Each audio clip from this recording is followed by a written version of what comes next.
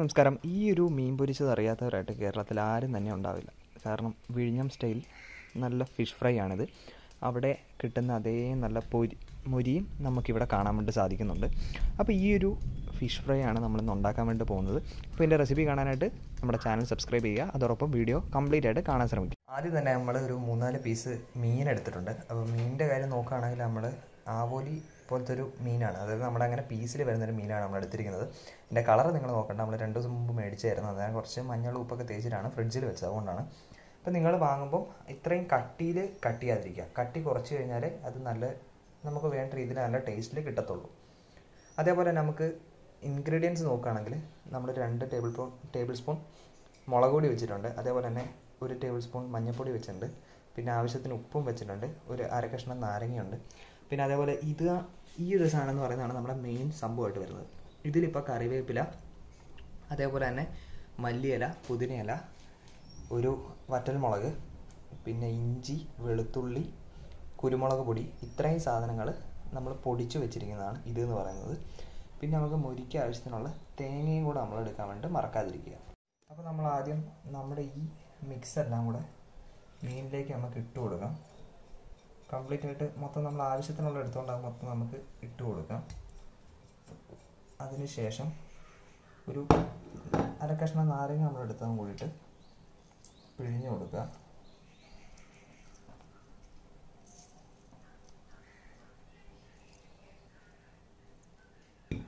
എന്നിട്ട് ഇതെല്ലാം കൂടെ ഒന്ന് മിക്സ് ചെയ്ത് കൊടുക്കണം. കുറച്ച് വെള്ളം ഇതിൻ്റെ അകത്തുണ്ട്, അതുകൊണ്ടാണ് നമ്മൾ എക്സ്ട്രാ വെള്ളം ആഡ് ചെയ്യാത്തത്.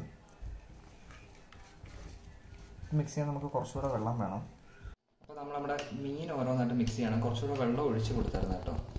അപ്പോൾ നമ്മൾ മിക്സ് മൊത്തം ഈ മീനിൽ തേച്ച് തീർക്കരുത്. നമ്മൾ ഇടാനുള്ള തേങ്ങയിലും കൂടെ നമുക്ക് തേച്ച് പിടിപ്പിക്കേണ്ടതാണ്. അപ്പോൾ ജസ്റ്റ് മീനെല്ലാം ഒന്ന് മിക്സ് ചെയ്ത് ഒന്ന് മസാല പുരട്ടി വെച്ചിട്ട് വേണം നമ്മൾ ചട്ടി വെച്ച് ഡീപ്പ് ഫ്രൈ ചെയ്യുന്നതായിരിക്കും ഇത് ഏറ്റവും നല്ലത്. കാരണം എന്നാലും നമുക്ക് ആ ഒരു മൊരിഞ്ഞ് കിട്ടത്തുള്ളൂ. അങ്ങനെ നമ്മൾ നമ്മുടെ ചട്ടി വെച്ച് ഇനിയിപ്പോൾ ചട്ടി ഒന്ന് ചൂടായിട്ട് വേണം നമ്മൾ എണ്ണ ഒഴിച്ച് കൊടുക്കാൻ വേണ്ടി. എന്നിട്ട് വേണം നമ്മുടെ ഫിഷ് നമുക്ക് ഫ്രൈ ചെയ്തെടുക്കാൻ. അപ്പോൾ നമ്മൾ എണ്ണ ഒഴിച്ച് കൊടുക്കുകയാണ് ചട്ടിയിലേക്ക്. ഈ ഒരു എണ്ണ നമുക്ക് വേണം. ഇതൊന്ന് നല്ല രീതിയിൽ ചൂടായി വരുന്നാൽ നമുക്ക് വെയിറ്റ് ചെയ്യാം. നമ്മളവിടെ ആദ്യത്തെ മീൻ ഇട്ട് കൊടുക്കാൻ വേണ്ടി പോവാണ്. നമ്മൾ രണ്ടാമത്തെ മീൻ ഇട്ട് കൊടുക്കണം. ഇനി ഇതിനെ നല്ല രീതിയിൽ നമ്മൾ ഫ്രൈ ചെയ്തെടുക്കണം.